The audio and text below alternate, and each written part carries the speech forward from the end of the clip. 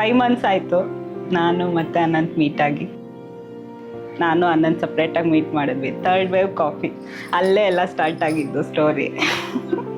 So ಅಲ್ಲೇ ಅದೇ ನಮ್ದು ಅಡ್ಡ ಆಗೋಗಿದೆ.